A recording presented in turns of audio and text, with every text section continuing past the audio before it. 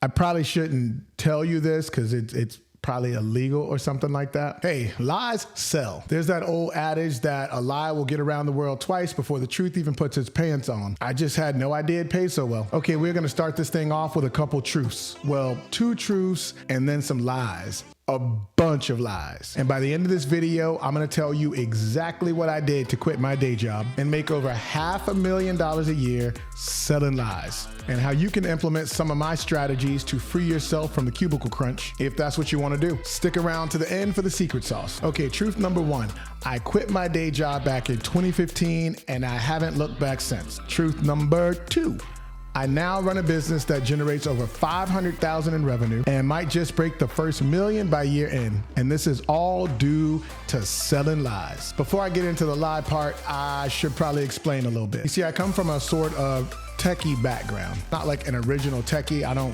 code or anything like that, but throughout my professional career, I worked in some form of technology risk management or disaster recovery or business continuity. It's kind of just where I landed, but work literally crushed my soul. You see, I'm an artist at heart. That is my passion, and anything less than that was like poison. But technology did pay very well, and by the early 2000s, I found myself making a healthy 6-figure salary and hating every minute of it. And it's not that I don't like working or just want to breeze by, because anyone that starts their own business can tell you I do exponentially more work than I ever did, and days off don't exist. But working for some soulless corporation when all I wanted to do was create things was the type of tragedy that Shakespeare wrote about. It's just people nagging all day. We need a meeting for this. We need a meeting for that. We got to get operations on board for that. Did you talk with this guy? Did you talk with that girl? Nag, nag, nag, nag, nag, nag. Shut up! The place was going to make me crazy. So that is when I committed to escaping, but I needed a plan.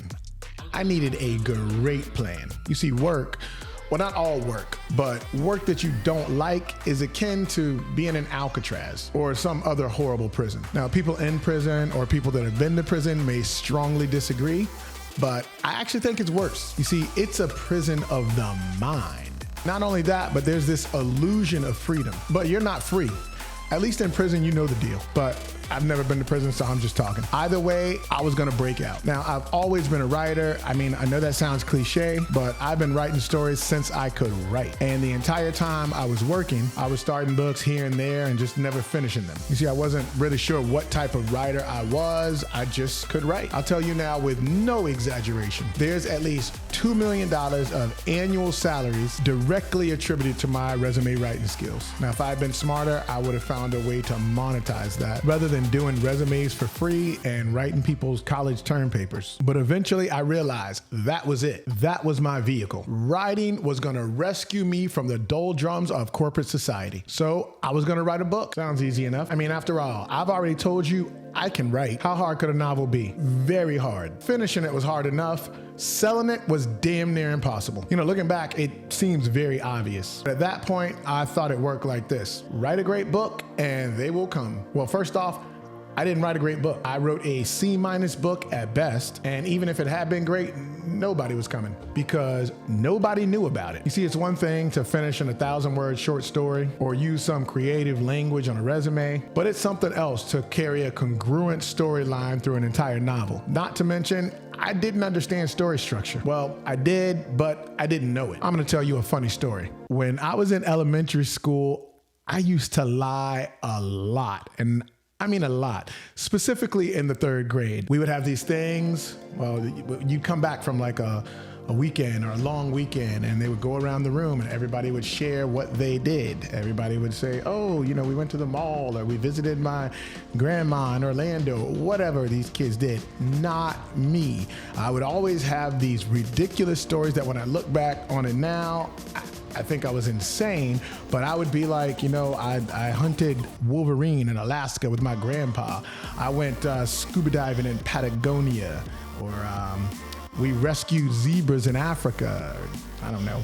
I fed a baby hippo in the Nile River. Just crazy stuff. And I'm not joking. I would tell these crazy stories. Every weekend, I would come back with these crazy stories about what I had done, which if I was the most interesting man on the planet, these would not be true. But I just had this wild imagination, coupled with the fact that while I was in elementary school, my mom was studying for her PhD. So she was always at the library researching things for her dissertation, and she would take us with her. So I would read tons of books in a library, and whether they were fiction books, nonfiction books, whatever, I was consuming massive amounts of literary knowledge. And I would just turn those into my life. I would read about humpback whales, and then I'd come back to school and tell everybody how I went scuba diving with humpback whales. Just crazy stuff. As a matter of fact, I'm certain that there are people that I went to elementary school with that are subscribed to this channel, and if they were in my 3rd grade English class, they're gonna probably look back and start laughing because it made sense to me at the time.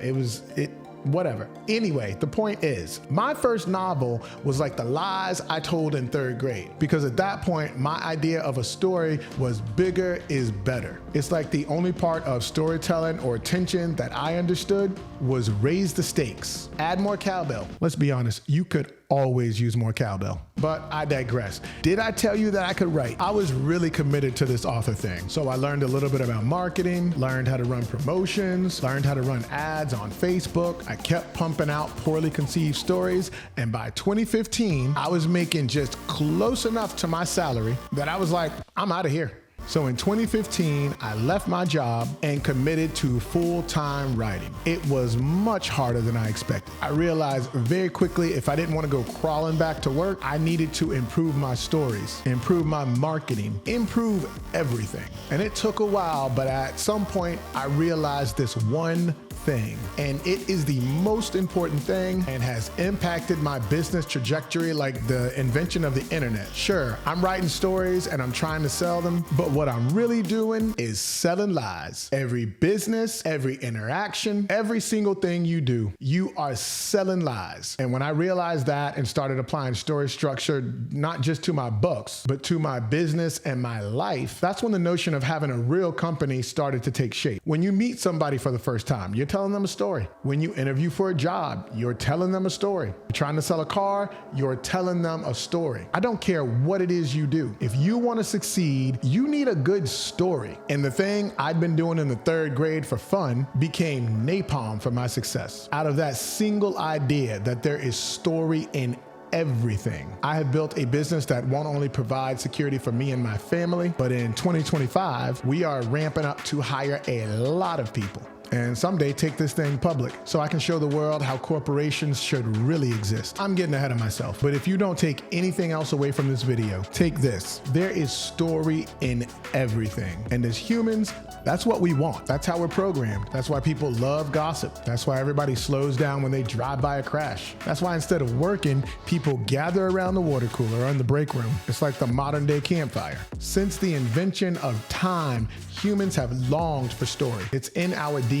And if you figure out the story and whatever it is you're doing, you figured out the key to success. Story structure is everything, and I've been selling these lies like crack. So yes, my books got better, but my business got better. How to market them, how to market myself, how to sell the story of selling stories. And I took that formula and ventured out. Now, in subsequent videos, I'll go into detail about my different income streams and break down what each one of them is doing. But to drive this point home, changing the way I viewed what I was doing has changed my life. And sure, there are not enough hours in the day for me, and I wish I could make like 3 clones of myself, but I've never been happier. And it's not all sunshine and rainbows. And I've had missteps and massive mistakes that have cost me tons, but I've never once regretted my decision to leave my day job and pursue something I'm passionate about. And I will say this, not everyone is built to venture out on their own. And this message won't resonate with everybody that hears it. It's hard.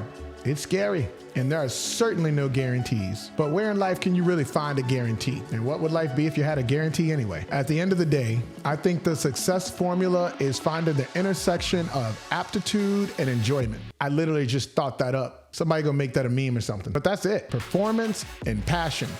and lies. So here I am, 9 years later, still swimming and finally starting to figure some things out. And then there's YouTube, a place where I get to document my journey and bring my viewers along and my successes and failures. But yeah, that's my story. Some truths and some lies. Keep watching the channel, and in the next few videos, I'll be digging into some of the other things I'm involved in, and we'll go a bit deeper into story structure, as well as my normal random commentary on things going on. But for now, thanks for watching, and don't forget to share, subscribe, and like the video, because growing this channel is just another plot point in my story.